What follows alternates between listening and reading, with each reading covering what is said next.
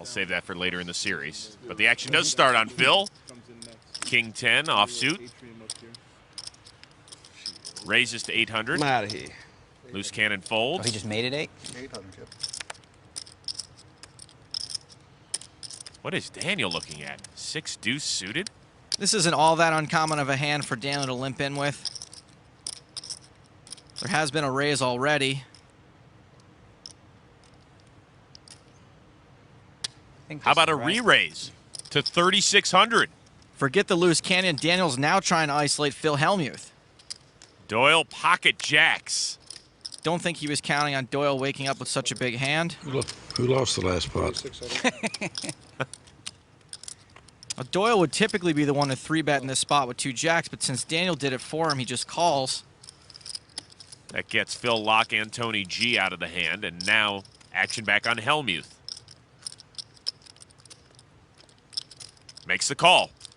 Daniel's repping a big hand before the flop. Let's see if Doyle coming along for the ride causes him to change his game plan at all. So 3 players to the flop. 5-7 queen. It misses everyone. Hellmuth checks. That's right. So that means Doyle's still in the lead with 2 jacks. Negreanu checks. Now you expect Daniel to try to continue his pre-flop ruse, but I think Doyle's presence in the hand has thrown him off a bit. It checked around. A 4 of spades on the turn. No help to anyone. Daniel has picked up a draw now. He has an up and down straight draw. Phil Hellmuth chips in hand.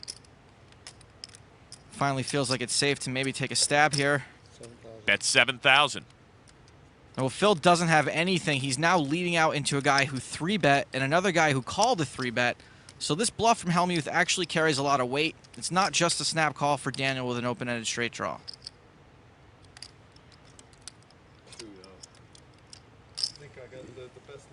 Daniel does make the call. Now with Daniel and Phil raising and re-raising and betting into each other, it's going to be very tough for Doyle to know he has the best hand.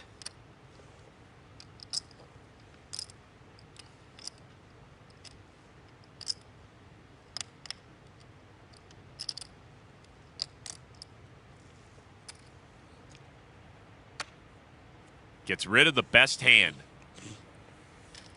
So it's Daniel and Hellmuth off to the river, which is a deuce of spades. Daniel hits bottom pair. Not only bottom pair for the board, bottom pair for the entire deck. Hellmuth has nothing, but he can still maybe win this pot with the right size bet. Didn't Daniel say bluffs are good for the game a little earlier? Only if you show him. 6,000. Bet of 6,000 by Phil Hellmuth. This is a very small bet compared to the size of the rest of the pot. It's also smaller than the bet he just made on the turn. Let's see if Daniel can figure it out. Just don't reach for a bunch of those great chips. Why? You might just shove it on me? Phil insinuating he'll make a snap call.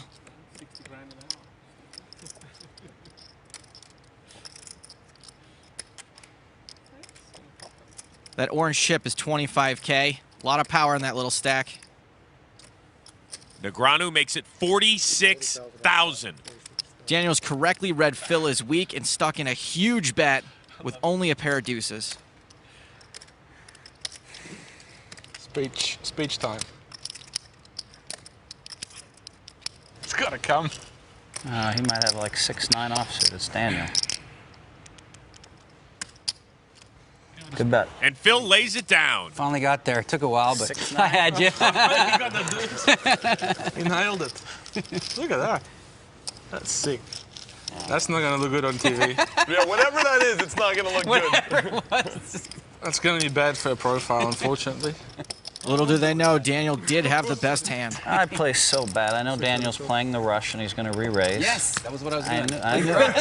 The analysis post-flop is not the time to get it right. You didn't have a pair? During the hand. You didn't have a pair? You couldn't call? 5, 4. Imagine you made like a call with 2 threes. Huh?